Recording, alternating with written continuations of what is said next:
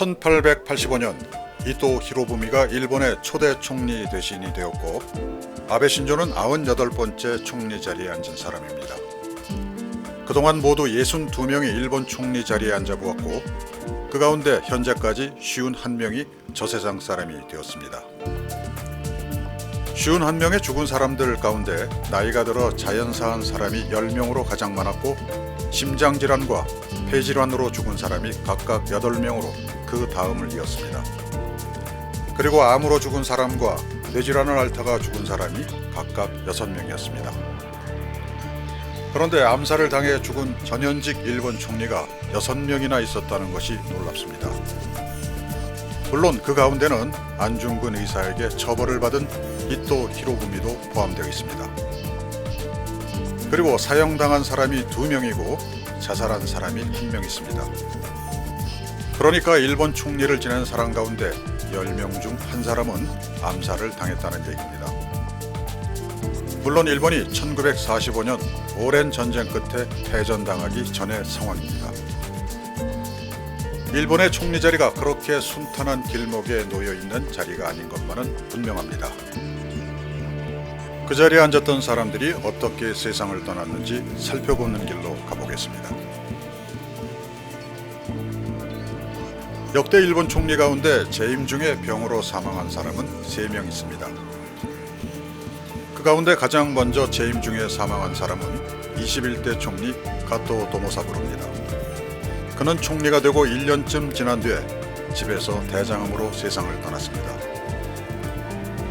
그 다음으로 재임 중 병사한 사람은 24대 총리 가토 타카기입니다. 그는 의회에서 일을 보다가 갑자기 쓰러져 엿새 후에 심부전으로 사망했습니다. 가장 최근에 현직 총리가 병으로 사망한 사람은 68대와 69대 총리였던 오히라 마사요시입니다. 그는 선거운동으로 쌓인 과로와 부정맥으로 쓰러져 병원에 입원했지만 12일 만에 심근경색으로 세상을 떠났습니다. 병 때문에 직무불능 상태에 빠져 총리직에서 자임했지만 얼마 후 사망한 사람도 있었습니다. 지난 2000년 4월 5일 병으로 쓰러져 84대 총리 자리에서 떠난 오부치 게이조는 40일 뒤인 5월 14일 뇌경색으로 숨졌습니다. 이번에 스스로 퇴진하기로 약속한 아베 신조처럼 병으로 총리 자리를 내놓은 사람은 아베 신조 외에 2명이 더 있습니다. 55대 총리를 지낸 이시바시 단자는 뇌경색으로 사임했고 58대와 59대, 60대 총리였던 이케다 하야토는 후두암으로 총리 자리를 내놓아야 했습니다. 그리고 아베 신조는 총리 재임 최장수 기록도 세웠지만 병 때문에 2번씩이나 임기를 채우지 못하고 총리직을 사임하는 불멸의 대기록을 일본 정치계에 남기게 되었습니다. 궤양성 대장염은 그렇게 무서운 병인가 봅니다. 일본의 총리들 가운데는 병뿐만 아니라 암살과 자살, 사형 등으로 이름을 남긴 사람들이 여러 명 있습니다. 특히 총리 재임 중에 암살된 사람이 3명이나 있습니다. 놀랍지 않습니까?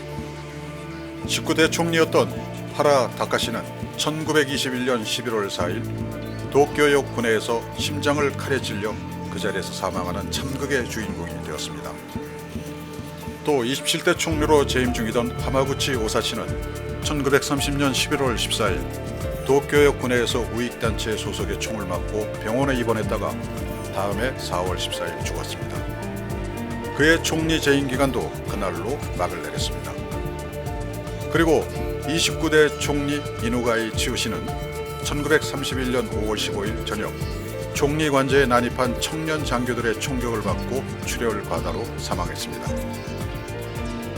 일본 총리 출신들의 순환은 거기서 그치지 않습니다.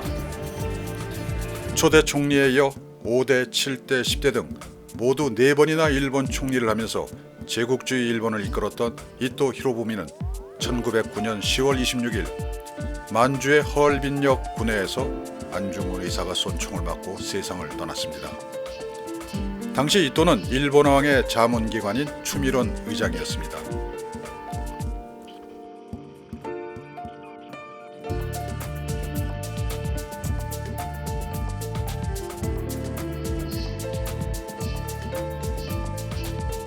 지금의 일본에서는 상상도 하기 힘든 일이 벌어졌습니다. 우리에게는 다소 낯선 이야기지만 일본 근대사에서는 아주 큰 사건이었던 1936년의 2.16 반란 사건으로 2명의 전직 총리가 피살된 사건이 일어났던 것입니다. 1936년 2월 26일 일본 육군 청년 장교들이 이끄는 1,400여 명의 일본군이 쿠데타를 일으켰습니다. 이들은 20대 총리를 지낸 다카하시 고레키오와 30대 총리였던 사이토 마고토 이치고로 각각 난입해 두 사람을 기관총 등으로 죽였습니다.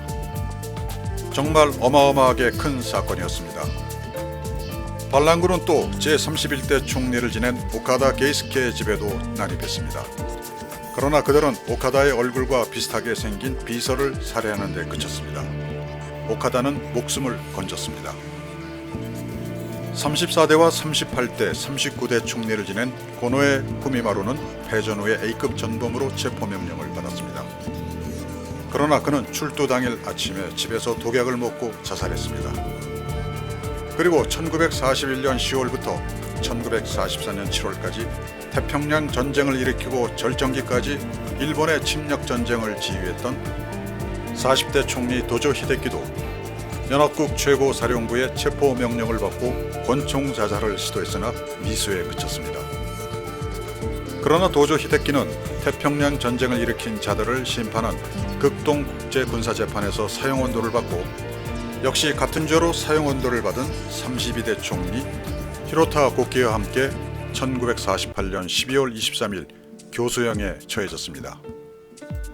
이밖에 41대 총리를 지냈던 고이소 구니아키는 극동국제군사재판에서 종신형 판결을 받은 뒤 1950년 11월 옥중에서 병으로 죽었습니다. 또 35대 총리 히라노마 기치로도 극동국제군사재판에서 종신형 판결을 받은 뒤 병으로 가석방되었지만 1952년에 사망했습니다. 이제 마지막으로 체포되어 수감된 전력으로 총리 자리에 오른 한 사람이 있습니다. 그 사람은 다름 아닌 아베 신조의 외할아버지 기시노부스케입니다.